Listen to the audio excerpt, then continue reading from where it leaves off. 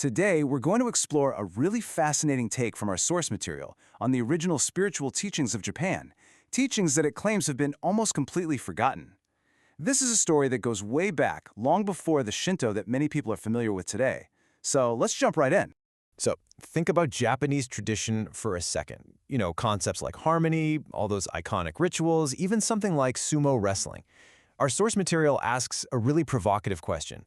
Do we actually know what they originally meant? The suggestion here is that what we see on the surface today might just be a shadow of a much, much deeper spiritual truth.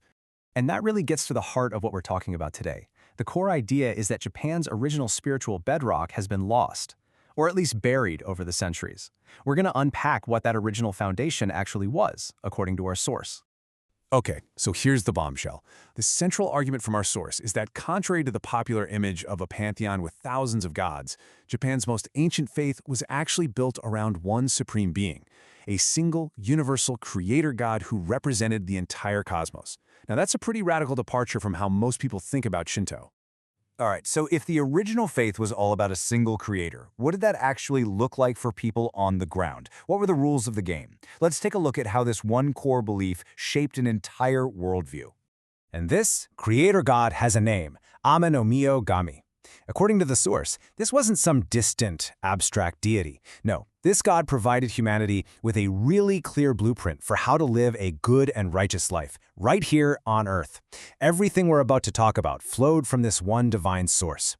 And here's that blueprint. It wasn't just some vague philosophy, it was a super practical guide for life. It starts with the basics like etiquette, bowing, showing respect for your elders. Then it gets cosmic, explaining that heaven is the realm of the gods, but Earth is our job. It's humanity's place to perfect, to turn into a paradise.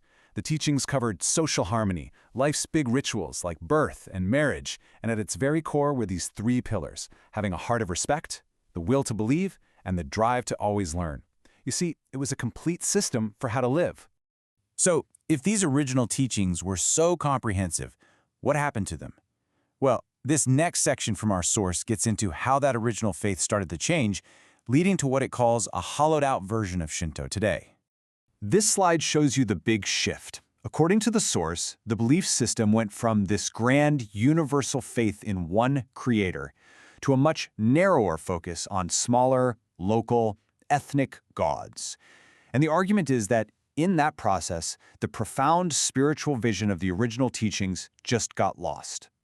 This quote from the source material really hits hard.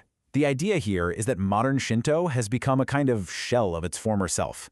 The external things, the rituals, the manners, they've survived. But the deep spiritual teachings that gave them meaning in the first place, they're gone.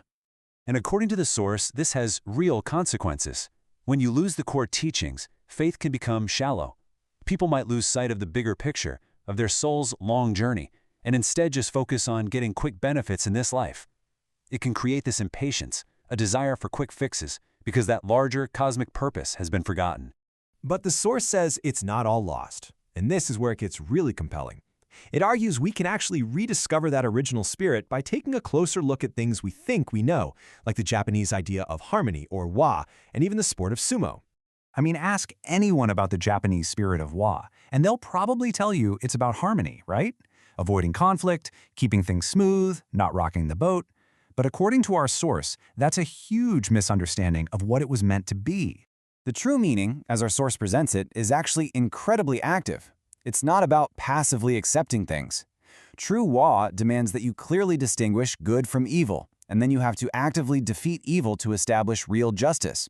It's about restoring a pure, righteous state, not just keeping things quiet. And let's take sumo. We see it as Japan's national sport, this amazing contest of strength and skill. But its roots, according to this material, aren't in sport at all. They're in sacred ritual. This is a pretty wild reinterpretation. The sumo ring itself is seen as a kikgai, a sacred barrier. And in this view, the original point of the match was a kind of exorcism, a ritual to literally drive evil spirits out of that holy space. It was also spiritual training, a way to build a warrior's spirit strong enough to protect the divine. And this theme of a deeper meaning applies to social harmony too. This source redefines something like manliness, saying it's not about personal gain, but about a selfless duty to protect and give life to others, to live with total integrity for the good of everyone. So when you put all these pieces together, how do you actually live by these rediscovered principles? Well, the final section of our source material calls for a complete shift in how we view life itself. The key here is perspective. The source teaches that our life here on Earth is incredibly short, just temporary. It's a training ground. Our true, eternal home is in the spiritual world. And if you adopt that view, it argues, it changes everything about how you live in the here and now. And there's a roadmap for this called Ten Chi Jin, or Heaven, Earth, Man. It's pretty straightforward. First, know heaven. Understand the divine plan. Second, know man. Understand yourself and society. And third, you take that knowledge and you work to make the earth prosper, to help create a paradise here that's worthy of the divine. And so that leaves us with this final, powerful question to think about. And it applies to any tradition, really. Are we just following the external forms, just going through the motions? Or are we actually connecting with the living spirit, the original meaning that brought those traditions to life in the first place?